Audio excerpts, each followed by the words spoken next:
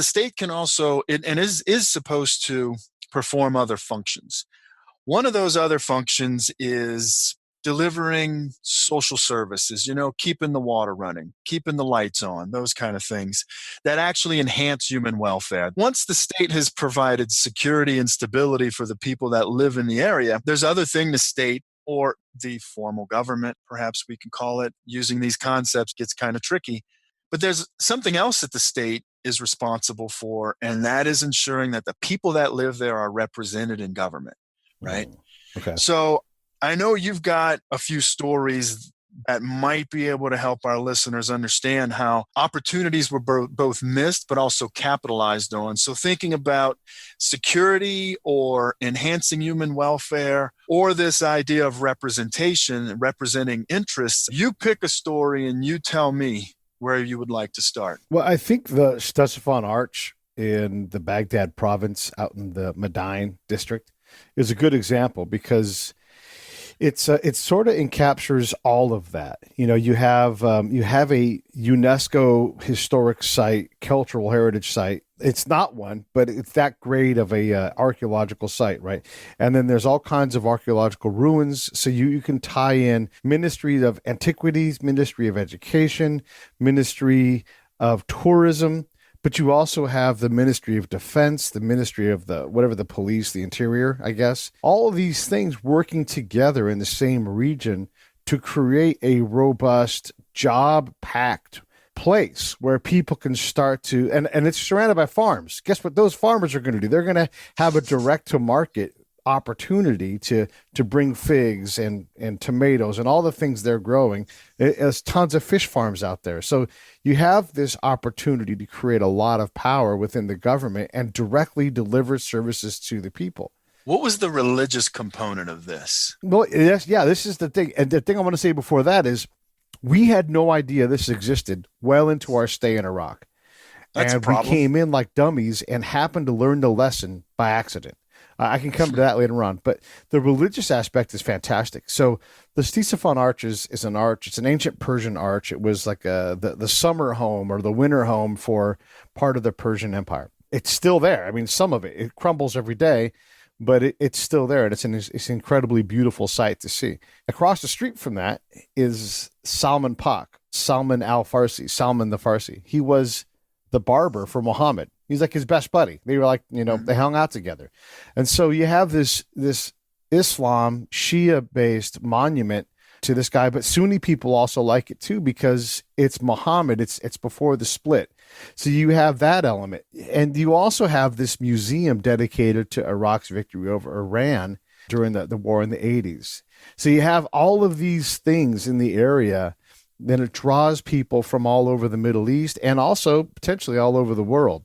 So when you're looking at the requirements for religion, and this is the governor explaining this to us American dummies, he's like, look, you have to have a Shia and a Sunni presence. And in this area, they all cohabitated. And every meeting you went to had a Sunni Shia overtone, which is really, in this case, a political overtone. Because they dress different, they talk different, and they're just different, but they're the same to us. We can't see it. They all can see it.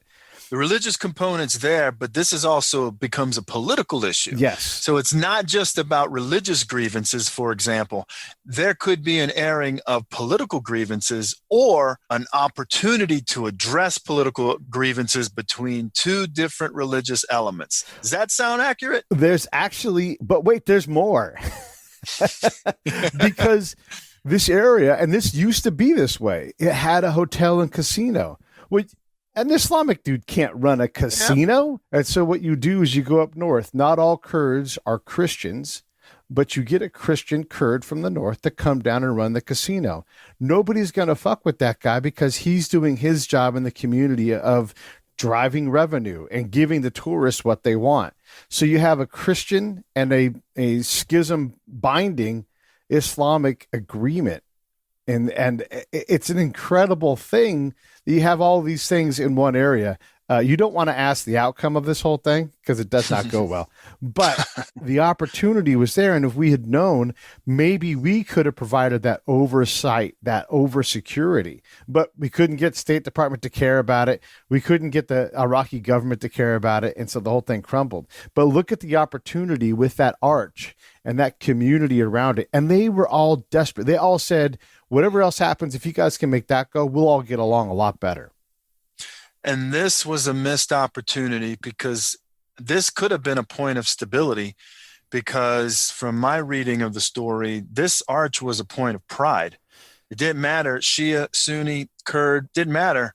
This was a point of pride. So this was something that you could have built into the, it could have been built into the planning and procedures there. We could have taken care of this or given a little bit more of attention, or even just understood its significance in a slightly different manner. I don't know, maybe with a little bit of ground truth. Yeah. We could send that up to higher, because this actually could have been a point of security.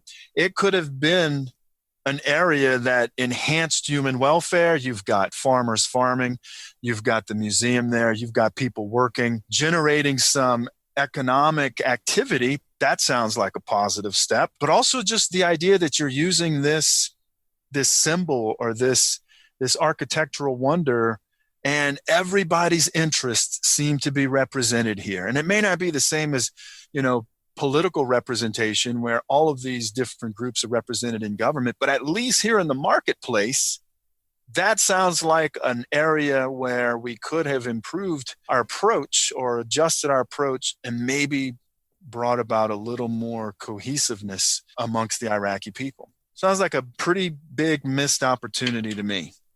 When I was there and I learned of this plan, I was with my third commander. Think about that. We had missed this over and over and over and over again. We had thought, well, let's use this arch as something. We happened to have an archaeologist who was flying remote control planes for the infantry. And he's like, yeah, there's a thing down there called the arch. I'm like, yeah, I'm looking right at it. He's like, that thing's super important.